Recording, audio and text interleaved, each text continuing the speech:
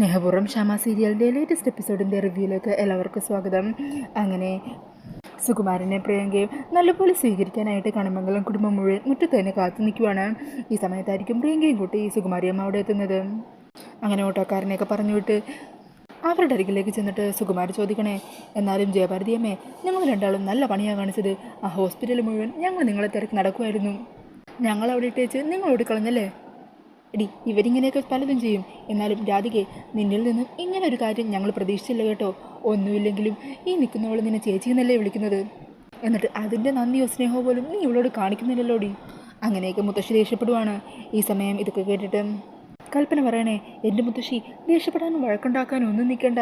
അവരിങ്ങോട്ട് നേരത്തെ വന്നതേ നിങ്ങൾക്കും കൂടി ഏറ്റവും സന്തോഷം ഉണ്ടാക്കുന്നൊരു തീരുമാനം എടുക്കാനാണ്. അതെല്ലാവരോടും പറയാനല്ലേ? അതെന്ത് തീരുമാനം എന്ന് സുകുമാരി ചോദിക്കണേ.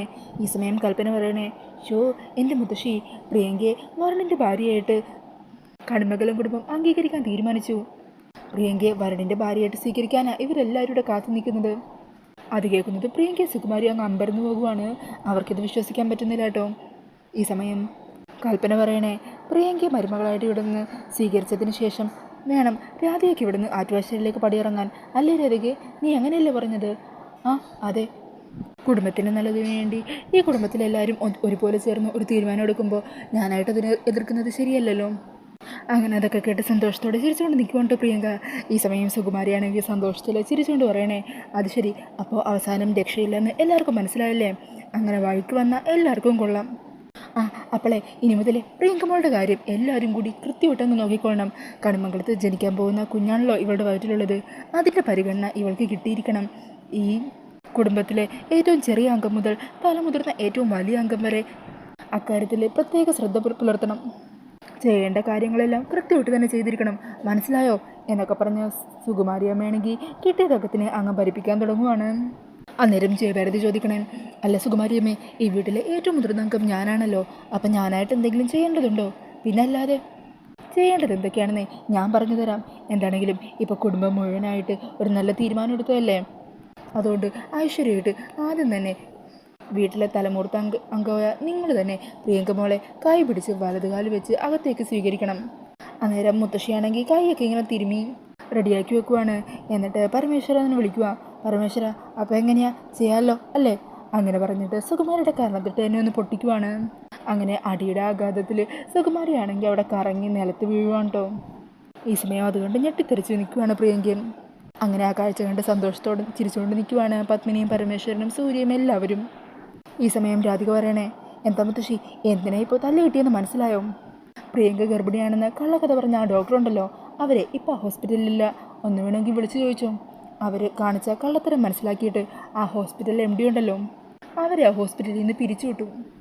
അന്നേരം ജയഭാരതി പറയണേ, ഹോസ്പിറ്റൽ MDയുടെ മുറിയിലിരുന്ന് തീരുമാനം എടുപ്പിച്ചിട്ടാണ് ഞാനിവളും അവിടെ നിന്ന് പുറത്തിറങ്ങിയത്.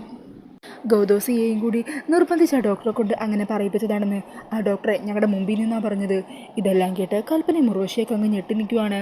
ഈ സമയം പത്മിനി ചോദിക്കണേ, സുകുമാരിയമ്മ, ഒന്നുമില്ലെങ്കിലും കുറച്ച് നാളെങ്കിലും നിങ്ങൾ ആ തിരുമേനിയുടെ കൂടെ ആ വീട്ടിൽ നിന്നതല്ലേ, അതിൻ്റെ ഗുണമെങ്കിലും നിങ്ങൾക്ക് കാണിച്ചൂടെ? ഇത്രയും വൃത്തിയായിട്ട് ചിന്തകളൊക്കെ ആയിപ്പോലും നിങ്ങളുടെ മനസ്സിൽ. ഈ സമയം പരമേശ്വരൻ പറയണേ, ഇത്രയും നാളും നിങ്ങൾ ഇല്ലാത്ത ഗർഭത്തിൻ്റെ പേര് പറഞ്ഞല്ലേ ഞങ്ങളുടെ കുടുംബത്തെ നാണം കെടുത്തിയത്. എൻ്റെ കണിമംഗലം കുടുംബമെന്ന് നെഞ്ചത്ത് കൈവച്ച് പറയുന്നതിൻ്റെ ശക്തിയാണ് നിങ്ങളിപ്പോൾ കാണുന്നത്. അപ്പോൾ എങ്ങനെയാ സുകുമാരിയമ്മേ, കള്ളങ്ങളെല്ലാം പൊളിഞ്ഞ സ്ഥിതിക്ക് ഇനിയാണ് കണിമംഗലത്തെ കുടുംബനാഥൻ്റെ യഥാർത്ഥ തീരുമാനം നിങ്ങൾ കാണാൻ പോകുന്നത്. സൂര്യ, പിടിച്ചിറക്കി വിടട രണ്ടിനെയും. അന്നേരം രാധിക മുത്തശ്ശിയോട് പറയണേ, മുത്തശ്ശി, നിങ്ങളുടെ മനസ്സിലിരിപ്പ് പ്രിയങ്കയ്ക്ക് നല്ലൊരു ജീവിതം ഉണ്ടാക്കി കൊടുക്കുക എന്നുള്ളതല്ല, എൻ്റെ ജീവിതം നശിപ്പിക്കണം, അതിനുവേണ്ടി ഓരോന്ന് കാട്ടിക്കൂട്ടണം, അതുമാത്രമേ ഉള്ളൂ. പക്ഷേ അതൊരിക്കലും നടക്കാൻ പോകുന്നില്ല. ഈ കുടുംബം മുഴുവൻ എൻ്റെ കൂടെയാണ് ഉള്ളത്. എൻ്റെ ഭർത്താവിൻ്റെ കുടുംബവും ഇതുപോലെ എൻ്റെ കൂടെ നിൽക്കുമ്പോൾ നിങ്ങൾ വിചാരിക്കുന്ന ഒരു കാര്യവും നടക്കാൻ പോകുന്നില്ല. അതുകൊണ്ട് മര്യാദയ്ക്ക് വിളയും പിടിച്ചുകൊണ്ട് ഇവിടുന്ന് പോകാൻ നോക്കും. ഈ സമയം സൂര്യ രണ്ടിനെയും പിടിച്ച് പുറത്തേക്ക് തള്ളുക. എന്ത് കാണാൻ നിൽക്കുക, കടന്നു പോകുക രണ്ടുപേരും. അങ്ങനെ പറഞ്ഞ് രണ്ടിനെയും ഗേറ്റിന് പുറത്തേക്ക് തള്ളിയിട്ട് സൂര്യ ഗേറ്റ് കടക്കുവാണ് കേട്ടോ. ഈ സമയം സുകുമാരിയാണെങ്കിൽ കവളത്തിങ്ങനെ കൈയും വെച്ച് വേദന സഹിച്ചുകൊണ്ട് നിൽക്കുവാണ്. അങ്ങനെ ഇതെല്ലാം കണ്ട് ഇനി അടുത്തത് തങ്ങൾക്ക് നേരെയാണെന്ന് മനസ്സിലാക്കിയ കൽപ്പനയും ഉർവശിയും പതിയെ അവിടെ നിന്ന് സ്കൂട്ടാവാൻ നോക്കുമായിരിക്കും. ഈ സമയം മുത്തശ്ശിയും രാധികയും പത്മിനിയും പരമേശ്വരനൊക്കെ കൂടി അവരെ പിടിച്ചു നിർത്തുക. അല്ല, ഒന്ന് നിന്നേ, എങ്ങോട്ടാ രണ്ടും കൂടി? ഇത്രയും നേരം രാധികയെ പറഞ്ഞു വിട്ട് പ്രിയങ്കയെ ഇവിടെ സ്വീകരിക്കാൻ പോണേന്ന് അറിഞ്ഞപ്പോൾ എന്തായിരുന്നു രണ്ടുപേരുടെ ആവേശവും സന്തോഷമൊക്കെ? അല്ല, ഇപ്പം അതൊക്കെ ഇവിടെ പോയി? എന്താണെങ്കിലും രണ്ടിൻ്റെ മനസ്സിലിരിപ്പ് മനസ്സിലാക്കാൻ പറ്റിയല്ലോ. ഈ സമയം പരമേശ്വരൻ പറയണേ, ഉർവശി, നടന്ന കാര്യങ്ങളെല്ലാം നീ വ്യക്തമായിട്ട് കേട്ടല്ലോ. പ്രിയങ്കയ്ക്ക് ഗർഭമുണ്ടെന്ന് പറയാനായിട്ട് ഡോക്ടർ നിർബന്ധിച്ചതേ നിന്റെ മകനായ ഗൗതം കൂടി ചേർന്നിട്ടാ. അതിൽ നിനക്കെന്തെങ്കിലും പങ്കുണ്ടോ? അയ്യോ ഏട്ടാ, സത്യമായിട്ടും എനിക്കൊരു പങ്കുമില്ല. അവനെ ഞാൻ അങ്ങോട്ട് വിളിക്കാറില്ല, അവൻ എന്നെ തിരിച്ചും വിളിക്കാറില്ല. ഇനി അവനെ ഒരിക്കലും വിളിക്കില്ല എന്നൊരു തീരുമാനം വരെ എടുത്തതാണ് ഞാൻ. എനിക്കിതിൽ ഒരു പങ്കുമില്ല. അന്നേരം കൽപ്പന പറയണേ, അച്ഛാ, നിങ്ങളെല്ലാവരും കൂടി അങ്ങനെ ഒരു അഭിപ്രായം പറഞ്ഞപ്പോൾ അതിന് ഞാൻ എൻ്റേതായ ഒരു അഭിപ്രായം പറഞ്ഞു എന്നേ ഉള്ളൂ, അല്ലാതെ മറ്റൊന്നും ഞാൻ മനസ്സിൽ ഉദ്ദേശിച്ചിട്ടില്ല. അമ്മയും പരമേശ്വരൻ പറയുന്നുണ്ട്, മതി, രണ്ടുപേരും കൂടി ഈ കുടുംബത്തിൽ ചേർന്ന് മായം കളിക്കാൻ തുടങ്ങിയിട്ട് കുറച്ച് നാളായിട്ടുണ്ട്. സുകുമാരിയമ്മ പ്രിയങ്കയെ പോയത് കാരണം കുടുംബത്തിന് അല്പം ശുദ്ധം വന്നിട്ടുണ്ട്. ഇനിയും കൂടുതൽ ശുദ്ധം വരുത്തണമെന്ന് ഞങ്ങൾ വിചാരിച്ചു കഴിഞ്ഞാൽ അടുത്തത് പിന്നെ നിങ്ങളെ ആയിരിക്കും ഇവിടെ നിന്ന് ചവിട്ടി പുറത്താക്കാൻ നോക്കുന്നത്. ഇനി എന്തെങ്കിലും ഒരു ചെറിയ തെറ്റ് നിങ്ങളുടെ ഭാഗത്തു നിന്നുണ്ടായാൽ പോലും ഇവിടെ വെച്ച് പുറപ്പിക്കില്ല രണ്ടെണ്ണത്തിനെ. മനസ്സിലായോ? നിങ്ങളിവിടെ നിൽക്കണോ വേണ്ടോ എന്ന് തീരുമാനിക്കേണ്ടത് നിങ്ങളുടെ പ്രവൃത്തികൾ തന്നെയാണ്. ഈ സമയം ജയഭാരതിയമ്മ പറയണേ, അതെ, ഈ കുടുംബത്തിന് ഒറ്റ മനസ്സേ ഉള്ളൂ. അതുപോലെ വരുണിന് ഒറ്റ ഭാര്യയേ ഉള്ളൂ. അത് ഈ നിൽക്കുന്ന രാധികേനെയാണ്. ഇവളെ അംഗീകരിക്കാൻ പറ്റാത്ത ആരും ഇവിടെ നിൽക്കണം എന്നില്ല. അന്നേരം പത്മിനി പറയുന്നുണ്ട്, സുകുമാരിയമ്മ ഇതൊരിക്കലും പ്രതീക്ഷിച്ചു കാണില്ല. ഇനി എന്താണെങ്കിലും പാവം ആ ദേവനാരായണ തിരുമേനിയുടെ പാടാണ്. ഇനി അങ്ങോട്ടല്ലേ കയറി ചെല്ലാൻ പോകുന്നത്.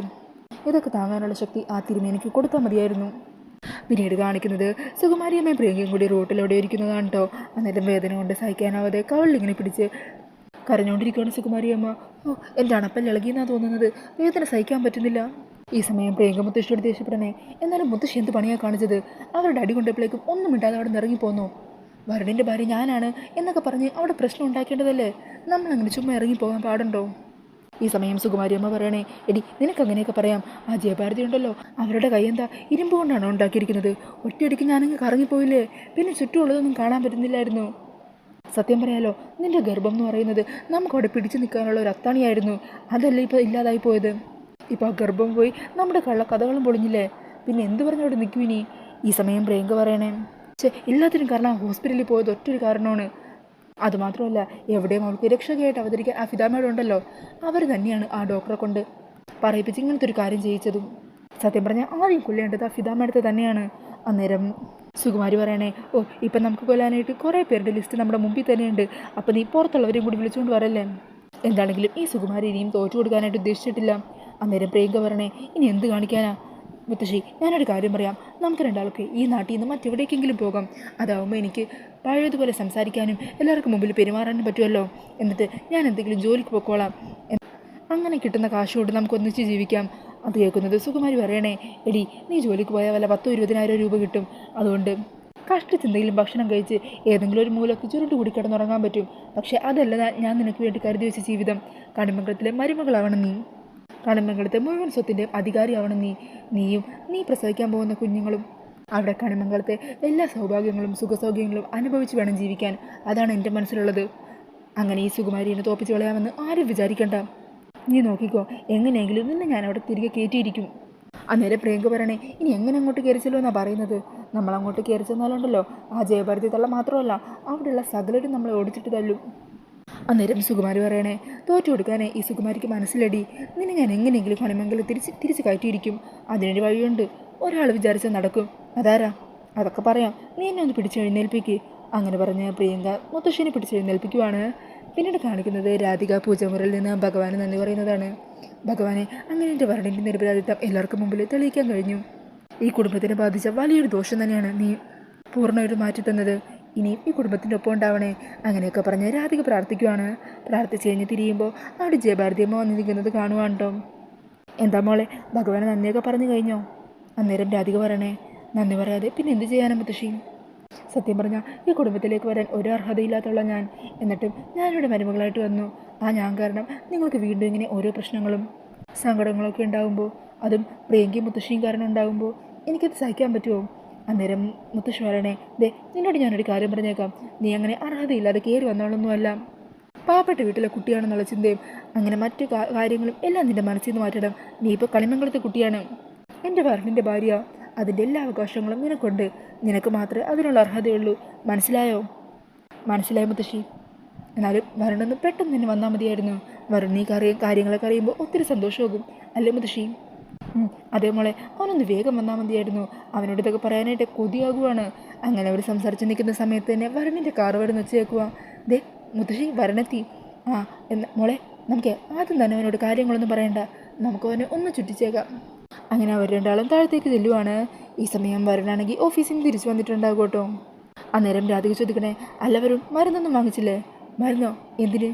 ഈ സമയം മുത്തശ്ശി വരണേ, അല്ല സുകുമാരി നിന്നോട് മരുന്ന് എന്തെങ്കിലും വാങ്ങിക്കാൻ പറഞ്ഞു കാണുമല്ലോ, പ്രിയങ്ക ഗർഭിണിയായിരിക്കുമല്ലേ. ഓ, അവർ പറഞ്ഞെന്ന് പറഞ്ഞ് ഞാനിതൊക്കെ വാങ്ങിച്ചുകൊണ്ട് തന്നെ. അതിന് വേറെ ആളെ നോക്കണം. എന്താ വരും മോശമായിപ്പോയി. ഒന്നുമില്ലെങ്കിലും മുത്തശ്ശി അങ്ങനെ വരുണോടൊരു ആവശ്യം പറഞ്ഞിട്ട് വാങ്ങിക്കാതിരിക്കാതെ പറഞ്ഞാൽ ശരിയാണോ? ഇനി അതിൻ്റെ പേരിലായിരിക്കും അവർ പ്രശ്നം ഉണ്ടാക്കാൻ പോകുന്നത്. അവർ എന്ത് പ്രശ്നമെന്ന് വെച്ചാൽ ഉണ്ടാക്കട്ടെ, പറയാനുള്ളത് ഞാൻ ഇപ്പം തന്നെ അവരോട് പറഞ്ഞോളാം. അങ്ങനെ പറഞ്ഞ സുകുമാരുടെ അരികിലേക്ക് പോകാൻ തുടങ്ങുമായിരിക്കട്ടെ വരുൺ. ഈ സമയം ജയഭാരതി ചോദിക്കട്ടെ, നീ ഇതെങ്ങോട്ടാണ് പോകുന്നത്? അവരോട് രണ്ട് പറയാൻ തന്നെ. നീ എന്താ അവരിപ്പോൾ ഇവിടുന്ന് തല്ലിറക്കാൻ പോകുവാണോ? അന്നേരം രാധിക പറയണേ, അതിനുള്ള ധൈര്യമൊന്നും വരുന്നില്ല. രാധിക താനെന്നെ ദേഷ്യം പിടിപ്പിച്ചാലുണ്ടല്ലോ, തല്ലിയിറക്കേണ്ടി വന്നാൽ തല്ലിയിറക്കും, കൂടിപ്പോയാൽ അവരെന്നെ സ്റ്റേഷനിൽ കിടത്തുമായിരിക്കും. അതിലേ എനിക്കൊരു കുഴപ്പമില്ല. ഞാൻ എന്താ ചെയ്യാൻ പോകുന്നതെന്ന് കാണിച്ചു തരാം. അന്നേരം മുതൽ ശിവരണിൻ്റെ കൈ പിടിച്ചുകൊണ്ട് പറയണേ, അതെ നീ ഇപ്പോൾ അവരെ തല്ലിയിറക്കാൻ പോയിട്ട് കാര്യമില്ല. അവർ പോയി. അവർ പോയെന്നോ? എങ്ങോട്ടും? അവരെ ഞങ്ങളിവിടുന്ന് പറഞ്ഞു വിട്ടു. ചുമ്മാ പറഞ്ഞു വിട്ടു എന്നല്ല, തല്ലിയിറക്കി വിട്ടു. എന്തായി പറയുന്നത്? എനിക്കൊന്നും മനസ്സിലാവുന്നില്ല. അന്നേരം രാധികയും മുത്തശ്ശിയും ചേർന്ന് ഇന്ന് അവിടെ നടന്ന കാര്യങ്ങളെല്ലാം ഡീറ്റെയിൽ ആയിട്ട് തന്നെ വരുണിനോട് പറയുവാണ്. അതൊക്കെ കേട്ടിട്ട് വരുണിന് സന്തോഷം കൊണ്ട് ചിരിയടക്കാൻ പറ്റുന്നില്ല. സത്യമാണോ മുത്തശ്ശി പറയുന്നത്? അങ്ങനെ അതൊക്കെ കേട്ട് ചിരിച്ചുകൊണ്ട് വരുൺ ചോദിക്കണേ, എൻ്റെ ദൈവമേ, ഇത്രയും സമയം കൊണ്ട് ഇവിടെ ഇത്രയും കാര്യങ്ങളൊക്കെ സംഭവിച്ചോ? പിന്നല്ലാതെ ഇന്ന് നല്ല മുഹൂർത്തമായിരുന്നു. അങ്ങനെ എല്ലാ കാര്യങ്ങളും ഒത്തു വന്നപ്പോൾ അതങ്ങ് സംഭവിച്ചു. ഈ സമയം വരുൺ വീണ്ടും സംശയത്തോടെ രാധികയോട് ചോദിക്കണേ, രാധികയെ, ഈ പറയുന്നതൊക്കെ സത്യമാണോ? അതോ കുറച്ച് നേരത്തെ എന്നെ പറ്റിച്ചതുപോലെ വീണ്ടും പറഞ്ഞു പറ്റിക്കുവാണോ? അങ്ങനെ ആ ഒരു സീനൊക്കെ കാണിച്ചുകൊണ്ടാണ് കേട്ടോ ഇന്നത്തെ എപ്പിസോഡ് തീരുന്നത്. അപ്പോൾ ഈ ഒരു റിവ്യൂ ഇഷ്ടമായിട്ടുണ്ടെങ്കിൽ മറക്കാതെ വീഡിയോ ഒന്ന് ലൈക്ക് ചെയ്യണേ. ഇതുപോലുള്ള കൂടുതൽ റിവ്യൂസിനായിട്ട് ഈ ചാനൽ ഒന്ന് സബ്സ്ക്രൈബ് ചെയ്തും കൂടി സപ്പോർട്ട് ചെയ്യണേ. താങ്ക്